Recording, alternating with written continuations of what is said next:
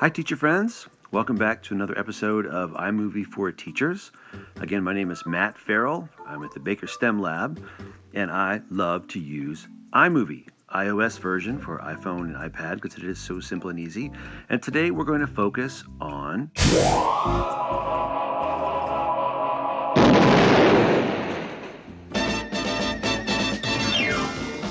Welcome to App Smashing!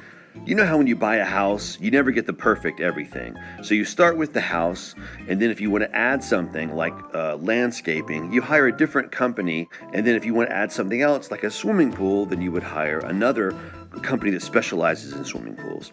So that's how iMovie works. iMovie is like the house that's been around for a long time. It's a really well-built house. And then you hire other contractors who specialize in different things. Like Adobe Spark Post specializes in fancy text and pictures together, and the Eraser app specializes in pictures with the background erased. So it's all about starting with your house, with your iMovie, and then having these contractors do these side jobs that all come back together in your home in iMovie. And as long as you could turn your work from another app into a photo or into a video, it will then definitely work in iMovie. Really handy tool for making fun videos for the kids is called Eraser. You see at the bottom down there. And what it does is erase the background of whatever image you're looking at. So I'm going to start with this little Bitmoji that I have, and I'm going to tap on the word erase at the bottom. And then I'm going to go to a target area, and I'm going to tap on the white because I want the white to go away. Boom. And now I'm pretty much done. But if for some reason the target area does not get the color that you want or the place that you want, you can pinch apart to get in closer, and then you can remove something. And if it still doesn't give you what you want, zoom back out. There's a undo button in the top left up there, so I can bring that back. Also in the bottom left corner, there's an erase. And funny thing about erase, again, you want to set it up where you want it with 2 fingers. So I'm now dragging, pinching together and apart with 2 fingers. When you touch the screen, the eraser is not actually where your finger is. And that's so you can actually see what you're doing, so your finger's not in the way, which I think is really clever. And so if you have a steady hand and you want to, for whatever reason, get rid of something, you can.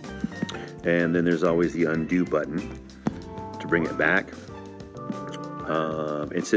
And also if it's 2 colors that are matching, they're really close together, the threshold will adjust. Yeah, just play around with it, you'll figure it out. The tab done.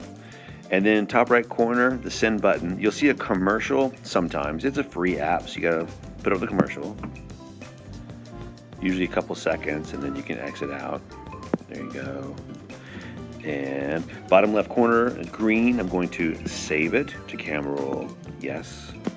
Okay. So now I can open up an iMovie.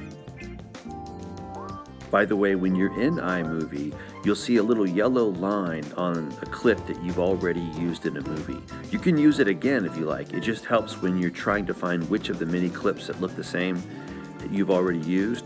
It even shows you in there how much of that clip has been used and which parts have not. So handy little tool there for editing. So now I can open up iMovie, plus sign, and add. And now under video, it's going to appear. If I try it here, it's just going to be a picture. It doesn't do anything, even though it's a GIF. So work around. I'm going to create the movie. Now I have my twinkling stars. And I can adjust that however I want. I want to make it a little closer, right? And how long you want it to play in your iMovie. You can hear my voice within there. So I'm going to turn the volume down. That might be a good thing to remember to do. All right, cool. And now I'll show you another trick. So that image we saved earlier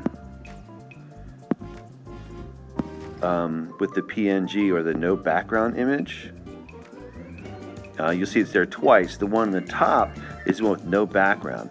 And I'm going to go to the 3 dots, and I'm going to say picture in picture. And now, you can see me, I can adjust the size there. You can see screen. Yay! Another cool trick, I'm going to trim the end clip where it shows the screen record part. So now we're pretty clean there. And I can tap on the clip and I have to go back to actions. Actions is your best friend here. And then duplicate. And all that's gonna do is just make that same clip here continue over here. And I can duplicate that as many times as I like. And then I can drag this picture out. It just gives me a longer clip of a cool flying through space background. So nice workaround. Another helpful app to accompany iMovie is called Spark Post. And Spark Post can do things iMovie can't. And so all you do is you create with pictures and text in here and then save it as a photo or video, which can then be put into iMovie. So tap on the plus sign. I'm going to do photo library. So I go to my photos and there's a space one. This time, obviously, it's not a GIF. It is just, tap add one there, just an image.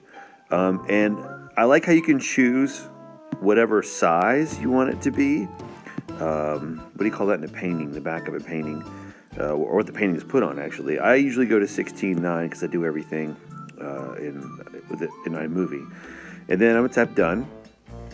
And now I can stack some things. Obviously, I could do text if I want. I'm going to delete that. I'm going to go to the bottom and add something else. And add image from photo library. And this is where the erased background pictures come in handy. So I've got this rocket one I did. I'm going to add it. And now because I erased the background, it just looks cool. And I can put that wherever I want to put it. And then when I'm done with that, tap done. And I can save that as an image. So iMovie does not necessarily let you stack photos like this very, very easily. And that's why you go to this one instead. And you back out and you'll see there's other projects that I've been doing here. And all of this is included in it. You can always go back to it and change it if you like. Another reason to want to use these outside apps is adding text. iMovie only gives you those white letters in very limited locations. And so in this case, in this app, I can add whatever I want wherever. And now I can pick that up and I can drag that wherever. And you can shrink it down. And there's so many choices here as far as the color, the font, the effects, oh my gosh, so many different things. And all you have to remember is to, when you're done, is to choose save it. Save it as video or as a still image. Then you can put it into iMovie. One last thing, the colors here. I haven't figured this out yet. It recommends certain colors to go with your video or picture. And then at the bottom, you can reverse them, which I think is pretty cool. And then you can also adjust the colors. This is way out of my wheelhouse there, but so many different options. And then you just pick them up and move them. And then you just got to remember to save it. I'm going to save it as a still image. And now I can put it into iMovie. So I'll let you do more research on that one. But this app is free with our school. If it's not free with yours, there are other ones that are similar to it.